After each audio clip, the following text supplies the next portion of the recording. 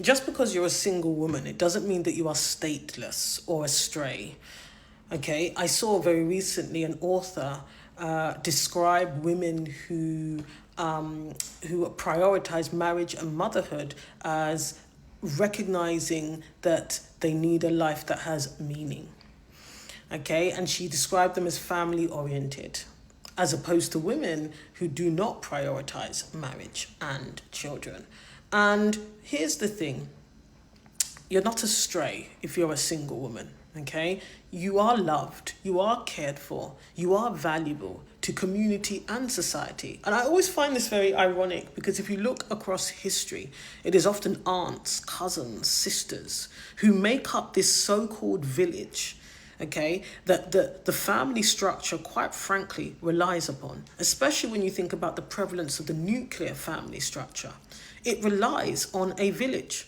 And if you really look into it, the village resources that are often provided come from women. When people talk about the village, they're rarely ever referring to a man, especially not in relation to child care, right? They're usually referring to women.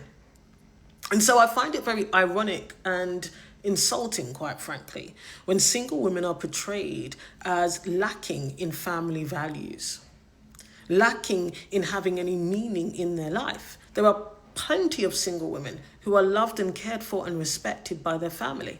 That doesn't mean that they can only experience that through motherhood and marriage. And again, my work is in pattern recognition and observation.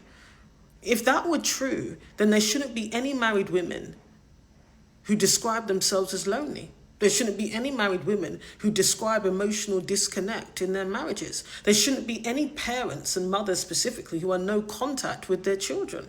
There shouldn't be mothers who have dysfunctional relationships with their children. If that was a guaranteed way of experiencing lifelong meaning and belonging, then we wouldn't see these patterns emerging, because it's not unique and rare, but for a few months ago, big conversation about adult children going no contact with their parents, right?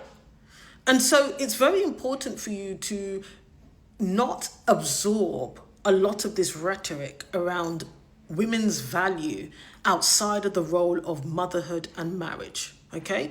People are single for all different reasons. Some people are single by circumstance, some people are single by choice. And as with anything in life, if you speak to anybody who's lived any amount of time, especially if they've got to ages where they actually have wisdom, so they haven't just grown older in age, but they are wise people, they will tell you that there are parts of life that are unpredictable.